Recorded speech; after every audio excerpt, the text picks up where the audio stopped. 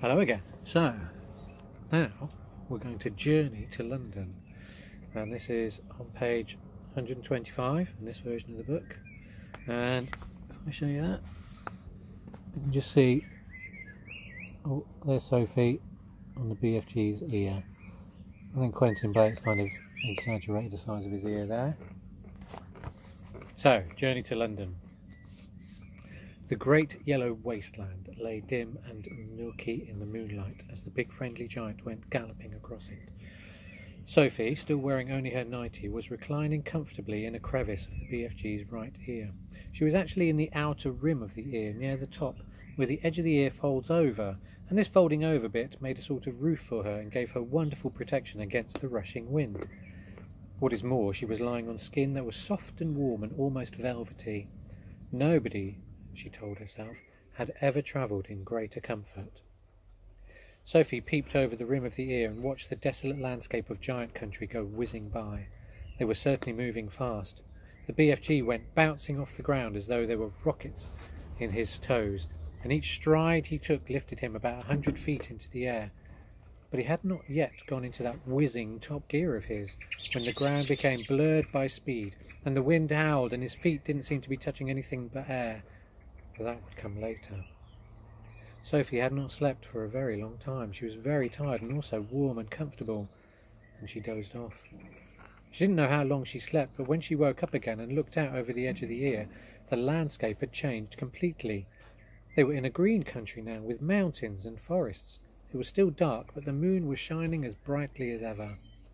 Suddenly, and without slowing his pace, the BFG turned his head sharply to the left. For the first time during the entire journey he spoke a few words.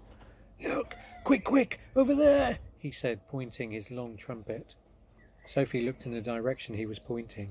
Through the murky darkness, all she saw at first was a great cloud of dust about 300 yards away. "Those is the other giants, all galloping back home after their guzzle." And then Sophie saw them. In the light of the moon, she saw all 9 of those monstrous half-naked brutes thundering across the landscape together.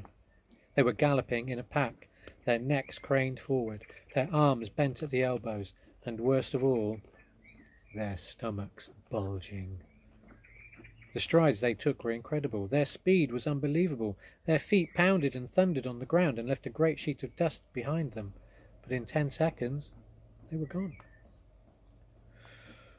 "A lot of little girlsies and boysies is no longer sleeping in their beds tonight," the BFG said. Sophie felt quite ill.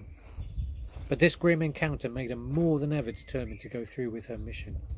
It must have been an hour or so later that the BFG began to slow his pace. "We is in England now," he said suddenly. Dark though it was, Sophie could see that they were in a country of green fields with neat hedges in between the fields. There were hills with trees all over them, and occasionally there were roads with the lights of cars moving along, and each time they came to a road, the BFG was over it and away, and no motorist could possibly have seen anything except a quick black shadow flashing overhead. All at once, a curious orange-coloured glow appeared in the night sky ahead of them.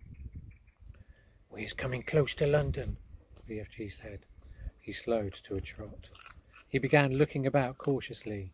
Groups of houses were now appearing on all sides, but there were still no lights in their windows. It was too early for anyone to be getting up yet. "Someone's bound to see us," Sophie said. "Never is they seeing me. You is forgetting I's doing this sort of thing for years and years and years. No human being is ever catching even the smallest wink of me." "I did," Sophie whispered. "Ah, yes, but you was the first." During the next half hour, things moved so swiftly and so silently that Sophie, crouching in the giant's ear, was unable to understand exactly what was going on. They were in streets. There were houses everywhere. Sometimes there were shops. There were bright lamps in the streets. There were quite a few people about, and there were cars with lights on, but nobody ever noticed the BFG. It was impossible to understand quite how he did it.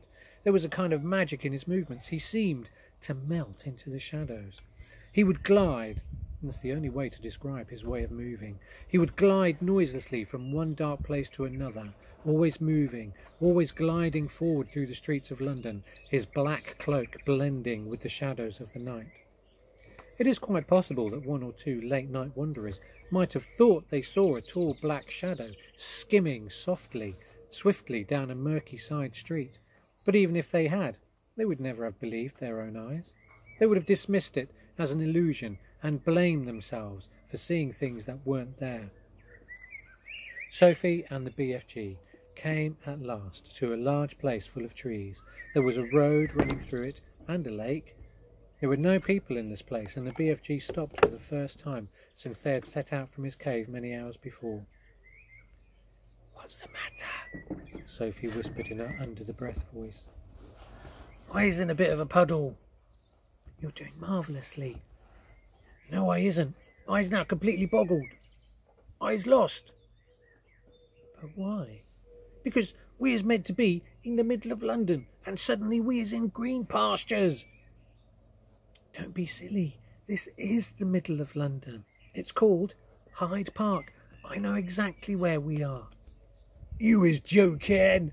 "I'm not. I swear I'm not. We're almost there." "You mean we're nearly at the Queen's Palace?" "It's just across the road. This is where I take over." "Which way?" the BFG asked. "Straight ahead." The BFG trotted forward through the deserted park. "Now stop." The BFG stopped. "You see that huge roundabout ahead of us, just outside the park?" "I see it." "That is Hyde Park Corner." Even now, when it was still an hour before dawn, there was quite a lot of traffic moving around Hyde Park Corner.